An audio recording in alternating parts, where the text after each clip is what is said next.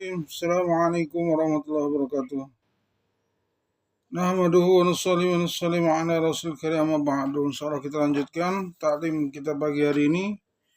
Ini kalau kemarin kita menggunakan kitab Durratun Nasihin karangan Syekh Utsman Al-Hasan bin Ahmad Asy-Syaukir Khabawiyi yang hidup tahun 8 Hijriah atau berarti 16 tahun yang lalu. Maka sekarang kita menggunakan kitab Tasawuf Al-Hikam, Syarah Al-Hikam Ibnu Athaillah As-Sakandari. Ini umurnya lebih tua lagi, yaitu 1000 tahun yang lalu. Ini 400 Hijriah. Dia hidup 400 Hijriah dan biasa digunakan oleh ulama-ulama untuk mempelajari ilmu tasawuf. Yang saya bacakan ini bukan berupa hadis, tapi ini adalah, kalau dalam kitab Al-Hikam ini adalah hikmah-hikmah untuk para ulama. Antara lain satu, yang pertama, Bismillahirrahmanirrahim, idfi wujudaka fi ardil jumul. Humul. Idfi, kuburkan, wujudaka, wajah kalian, fil ardi, di bumi, di dalam tanah, jumul, yang penuh keterasingan. Fama nabata mimma, maka sesuatu yang tumbuh, mimma lam yudfa, yang tidak diinginkan, la yatimu natajuhu, maka itu biasanya tumbuhnya tidak sempurna. Nah, ini suatu bahasa kiasan para ulama. Kuburkan wajahmu di bumi keterasingan, karena sesuatu yang tumbuh, yang sebelumnya tidak tanam, buah tidak sempurna. Biasanya kalau kita menanam padi, maka akan tumbuh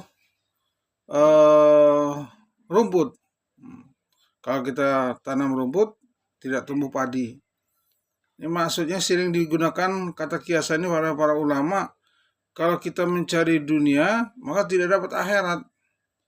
Tapi kalau kita mencari akhirat, biasanya dapat dunia. Tapi menurut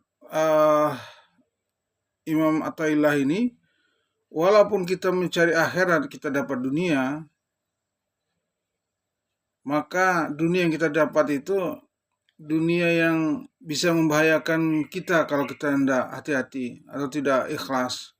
Contohnya begini, ketika kita ini belajar ilmu agama, kita menjadi ulama, kita menjadi ustadz, kita mencari akhirat, maksudnya begitu, maka dunia akan datang, orang akan mengundang kita ceramah dan lain sebagainya, sehingga uang itu banyak hadir ke kita, kehormatan orang datang ke kita.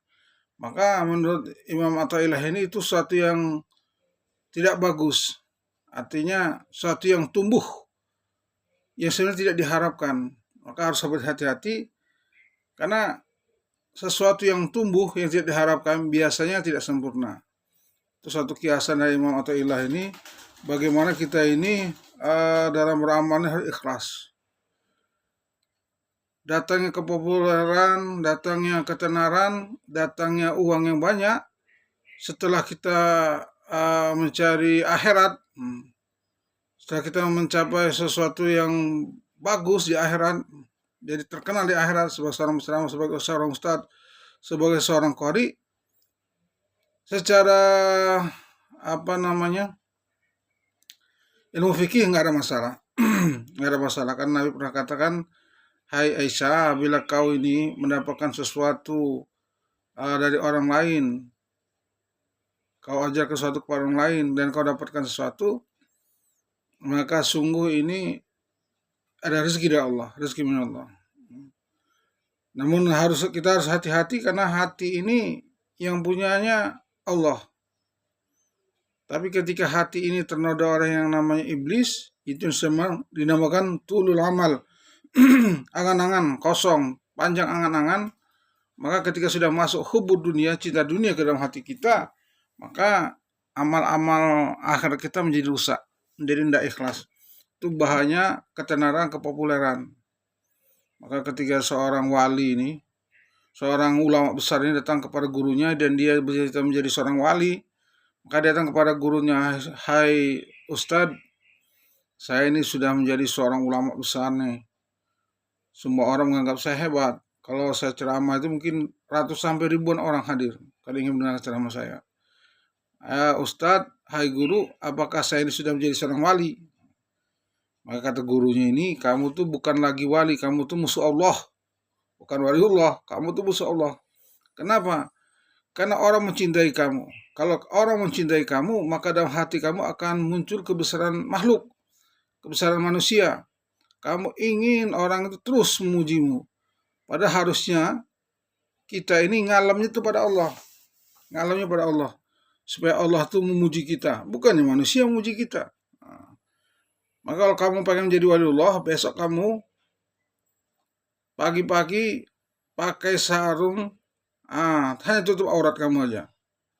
Nggak usah pakai baju, pakai sarung dari pusar kamu sampai dengkul kamu, tutup aurat kamu. Kamu di lapangan tuh main bola sama anak-anak. Main bola sama anak-anak. Ketika orang-orang mengatakan, "Wah, itu sudah ustadz gila itu dah. Udah ustadz udah jadi udah jadi kacau otaknya. Ulama itu udah ngaco itu, udah jadi wis enteng itu." Ketika orang sudah berpikir seperti itu dan derajat kamu jatuh di atas mereka, maka orang akan meninggalkan kamu, maka kamu hanya akan berkata, "Ya Allah, aku hanya milik Engkau, ya Allah. Aku hanya punya Engkau, ya Allah. Biarlah orang menghinaku, tapi asal Engkau tidak menghinaku, ya Allah, maka itu bagiku cukup, ya Allah, tidak apa-apa." Itulah pentingnya ikhlasnya itu tadi. Ini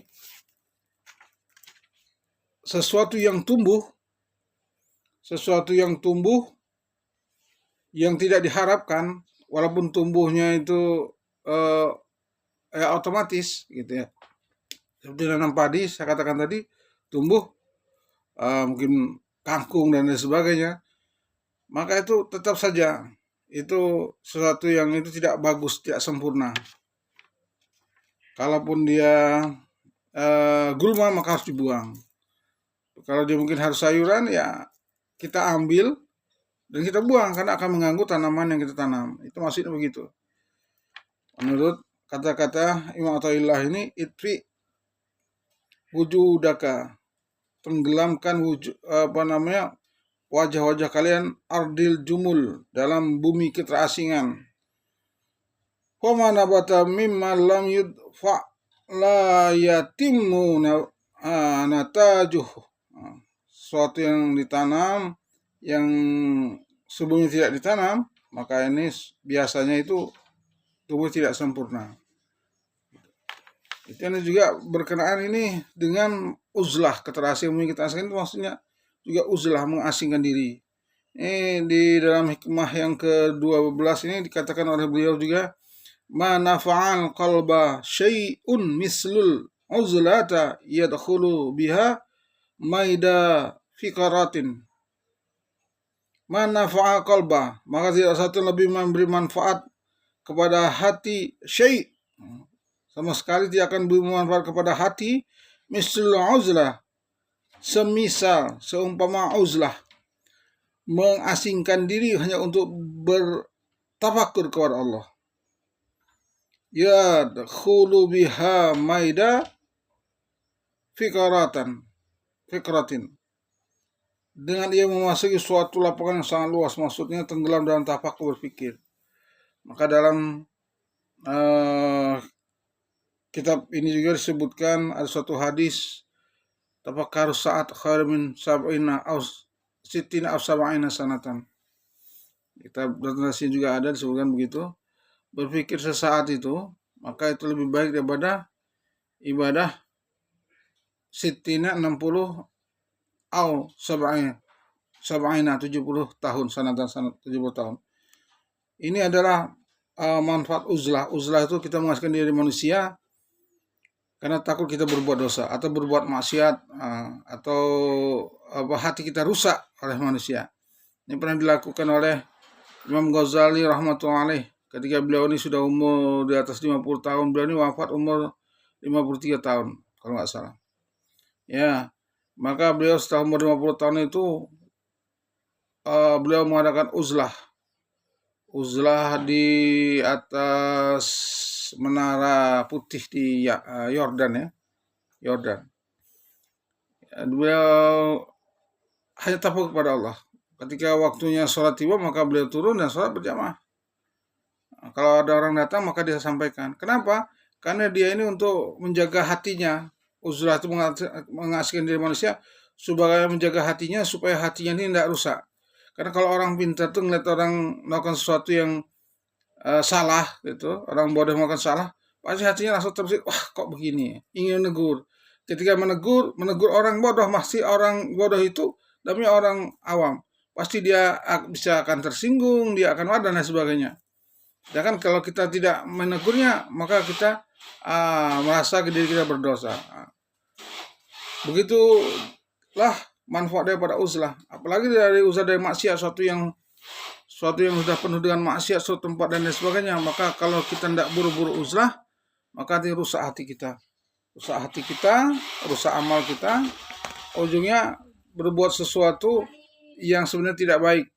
Misalnya kita berpikir suuzon dengan orang itu goblok banget, ya.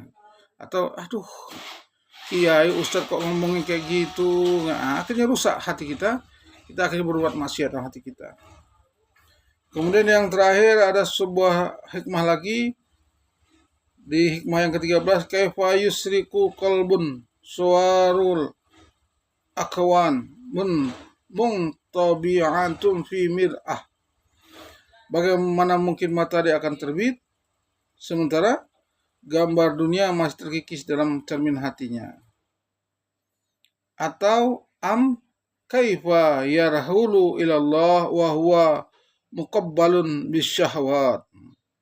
Atau juga bagaimana mungkin dia akan berjalan menuju Allah. Yarhalu ilallah, berjalan menuju Allah, wa muqabbalul bisyahwat. Sedangkan hatinya ini penuh dengan syahwat nafsu. Ini juga tentang pentingnya kita membersihkan hati dari hubbu dunia, cinta dunia. Jadi ada manfaat semua uzlah. Kalau kita uzlah kita ini sekarang, ya belajar mulai uzlah itu di masjid kita. Baik di masjid, mencari dunia untuk keluarga, banyak zikir, dan mencari dunia, ada waktu baca Quran, zikir, dan banyak diam. Daripada mengatakan sesuatu yang tidak berguna, maka lebih baik diam. Walakul khairan aw liyasmut. Mangkana yu'minu billahi wal yawmil akhir wal yakul khairan aw liyasmut. Barang siapa beriman pada Allah dan hari kemudian, maka dia berkata yang baik atau diam. Atau kita tundukkan mata apabila tidak ada manfaatnya kita ini melihat sesuatu yang tidak ada berguna. Atau zikrullah. Karena orang yang berzikir pada Allah ini, maka orang ini akan masal lazina yazkurullah wal lazina yazkurullah kamasal hayy wal mayit.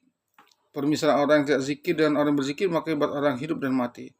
Maka daripada rusak hati kita, bersihkan hati kita, lebih baik kita buat amal seperti itu. Sampai ketika waktu maut akan tiba. Karena orang beriman itu sebenarnya waktu-waktunya itu hanya nunggu salat berjamaah aja sebenarnya. Dari zuhur nunggu asar, asar maghrib, maghrib nunggu waktu isya, isya nunggu waktu subuh, subuh nunggu waktu zuhur. Nunggu juga wafat bertemu dengan malaikat maut alaihissalam. Subhanallah bihamdihi, subhanakallah wa bihamdika, asyhadu an la ilaha illa anta, astaghfiruka wa atubu ilaik. Assalamualaikum warahmatullahi wabarakatuh.